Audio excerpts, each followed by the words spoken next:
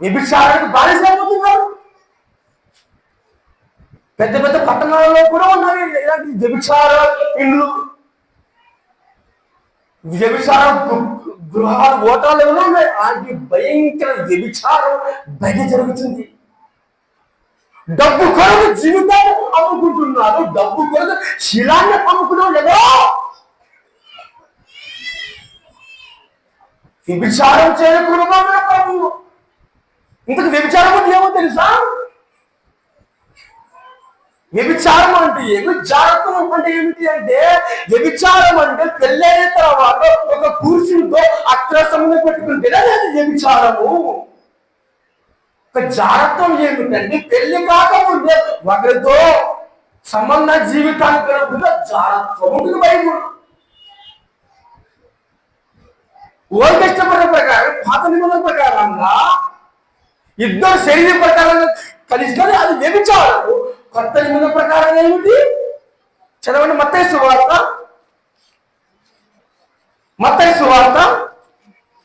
5వ అధ్యాయము 27 చదవనమ్మా. 27.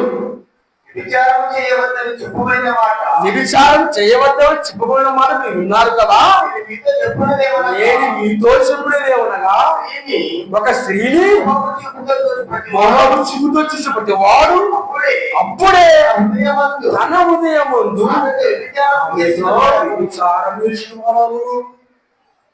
ఇంకా వ్యభిచారం తీయాలి. పౌరుడు ఇక్కడ చేసుకునేవాడు. నేను చెప్పండి ఏమనగా, ధర్మశాస్త్రం చెప్పింది. ధర్మశాస్త్రం ఏం చెప్పింది? ఒకరితో పోతే అది వ్యభిచారము. అది కాదు, నేను చెప్పింది ఏమనగా, ఒక స్త్రీని ఒక పురుషుణ్ణి మొహపు చూపుతో చూసినవాడు అప్పుడే తన హృదయం ముందు వ్యభిచారం చేసిన వాడు. ఎంత ఘోరమైన నీ వ్యభిచారం చూపు కూడా వ్యభిచారమే. నీ కళ్ళు జాగ్రత్త ఉండాలి, నీ చూపు జాగ్రత్త ఉండాలి. కళ్ళు కదా దేహానికి విలువ అంటాడు యేసుక్రీస్తు. ఈ దేహానికి విలువ ఏమిటి? కళ్ళు. నీ కళ్ళు తేటగా ఉంటే నీ దేహము కూడా తేటగా ఉంటుంది అంటాడు యేసుక్రీస్తు. నీ చూపు, నీ కళ్ళు తేటగా ఉంటే, వెలుగుగా ఉంటే నీ జీవితము కూడా వెలుగుగా ఉంటుంది. అదే నీ కళ్ళు పాడైపోతే నీ జీవితము కూడా పాడైపోతుంది. నీ కళ్ళు ప్రమాదం. మన దగ్గర ఎలాంటి కళ్ళు ఉన్నాయి? దేవుని మహిమపరిచే కళ్ళు కావాలి, సాతాను కళ్ళు మనకొద్దు. ఆ కళ్ళు ఎందరో నాశనం పోయారు. ఆ కళ్ళు ధర వ్యభిచారం చేస్తున్నారు. చాలా దుర్భాగ్యం. బయట యవనస్తులు పాడైపోతున్నారు. లవ్ మ్యారేజ్ జీవితం నాశనం చేసుకుంటారు. లవ్ అది తప్పు. బైబుల్ అది వ్యభిచారం.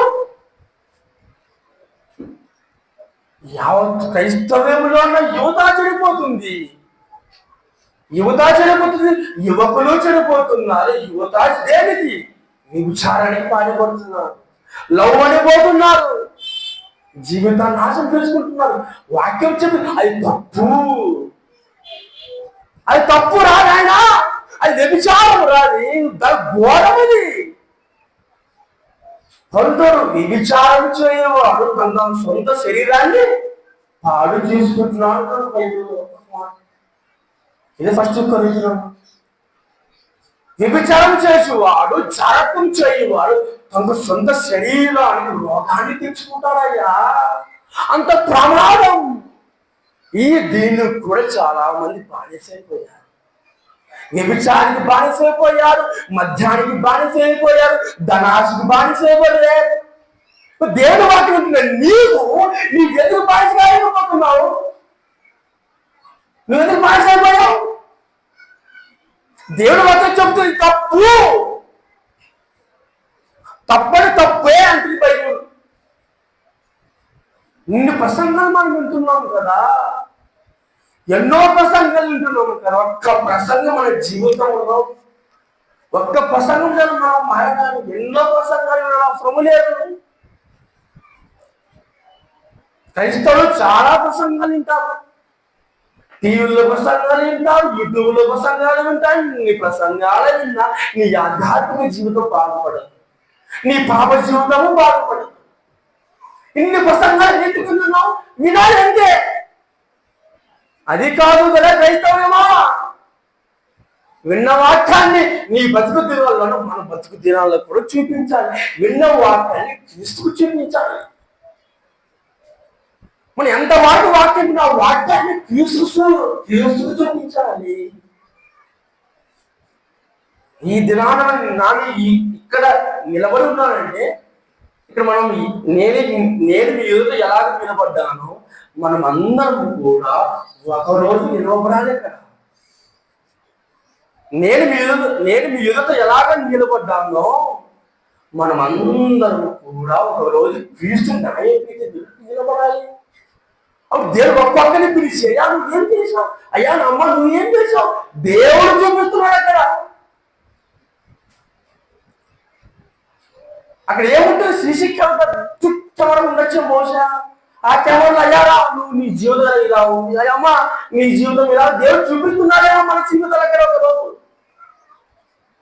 మన రహస్య జీవితాన్ని దేవుడు చూపిస్తున్నాడేమో ఒకరోజు. జాగ్రత్త, రహస్య జీవితాన్ని వదిలేయాలి, దేవుడి చెంత చేరాలి.